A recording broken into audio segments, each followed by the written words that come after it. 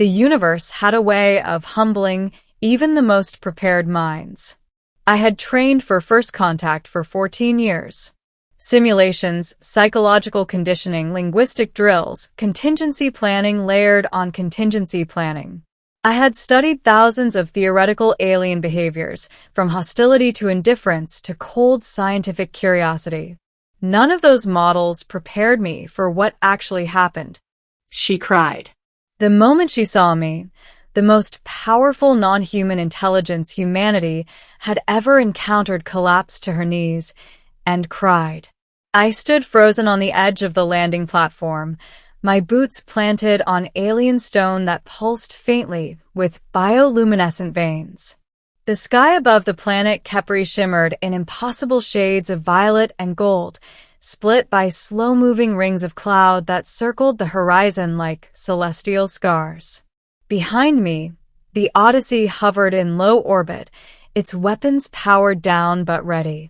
Earth Command had insisted on that detail, even though we all knew it was meaningless. If the Keprians wanted us gone, no human technology could stop them.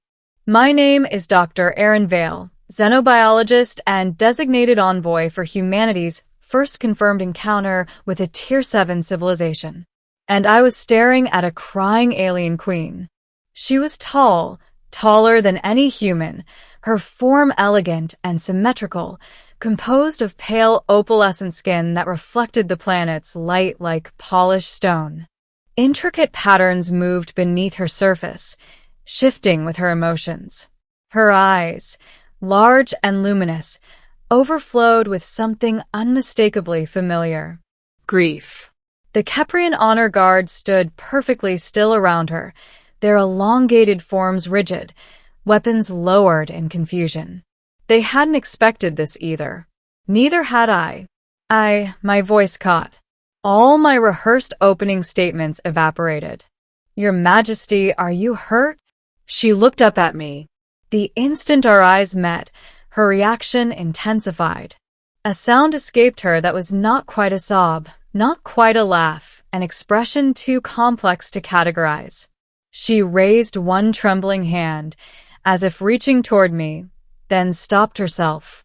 You came, she said, her voice resonating directly in my mind. It wasn't invasive. It was gentle. After all this time, you finally came. My heart hammered. We only discovered your signal 3 years ago. We came as fast as we could. Her lips parted, and fresh tears spilled down her cheeks, glowing faintly as they fell and dissolved into light before touching the ground. You always say that, she whispered. I frowned.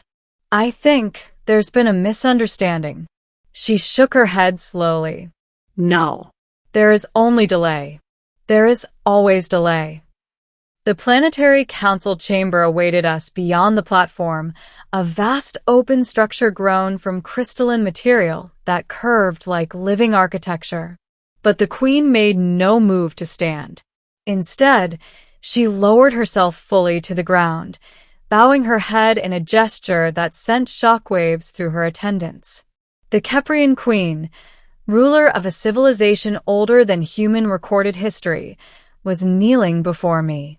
I did the only thing my instincts allowed. I knelt too. Silence stretched between us, heavy and charged. The wind carried soft harmonic tones across the platform, as if the planet itself were listening. My name is Aaron, I said quietly.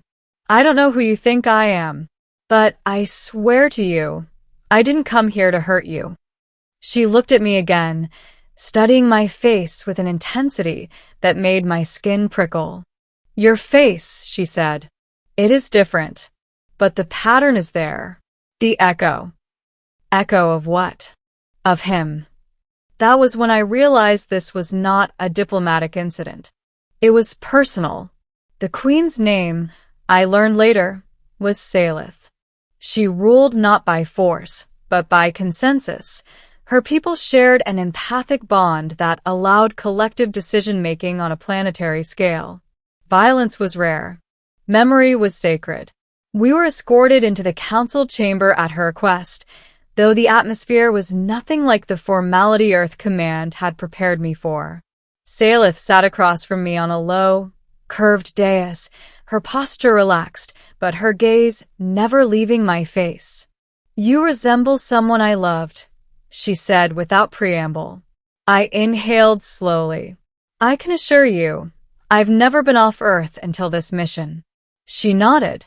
"I know. You are not him, but you are close enough to reopen the wound." The chamber's walls shimmered, projecting images into the air between us. A human man appeared, or something very close to human.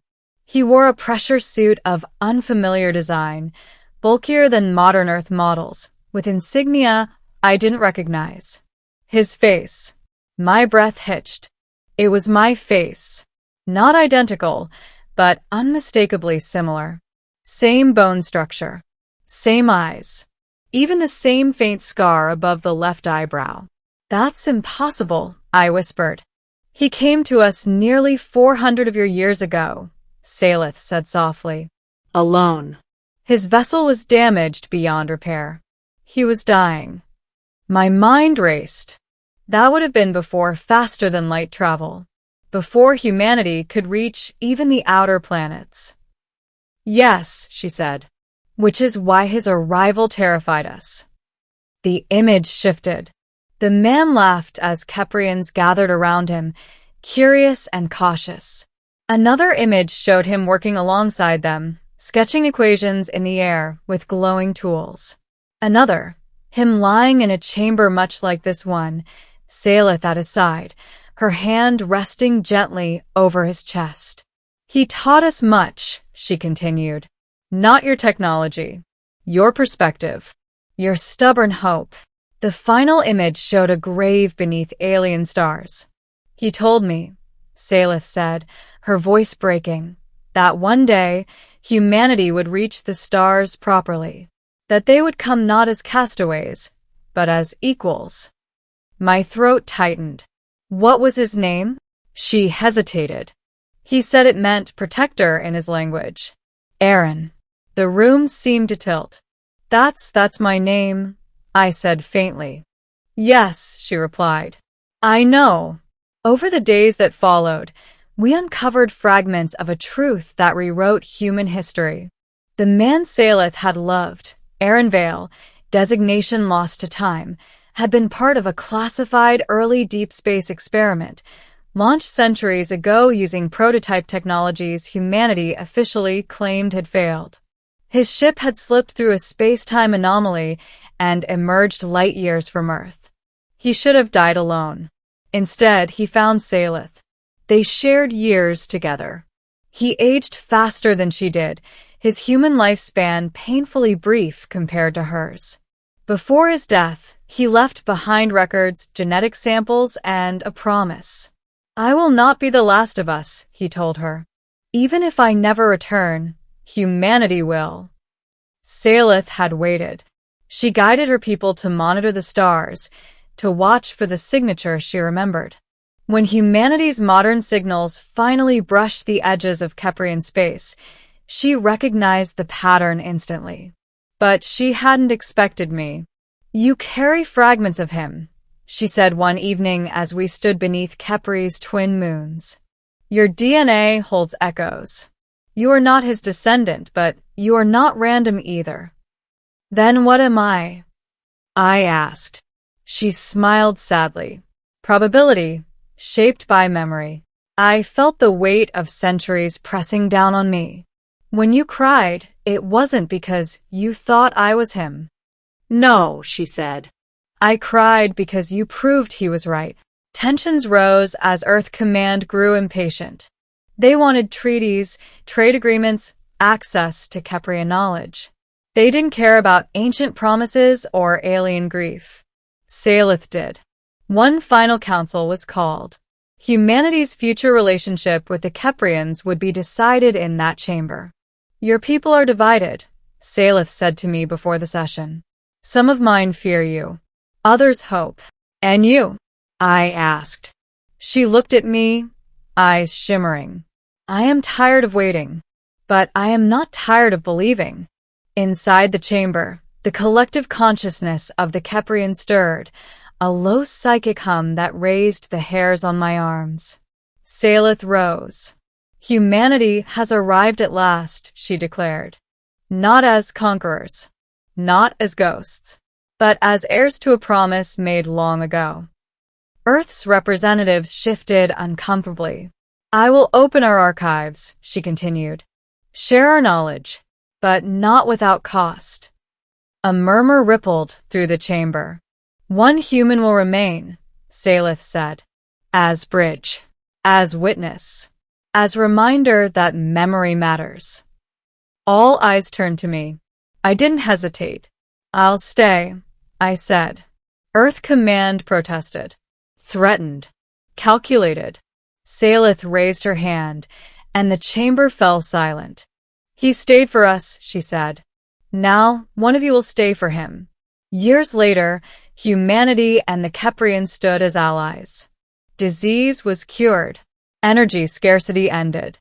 Human ships traveled farther than ever before, guided by Keprian wisdom and restraint.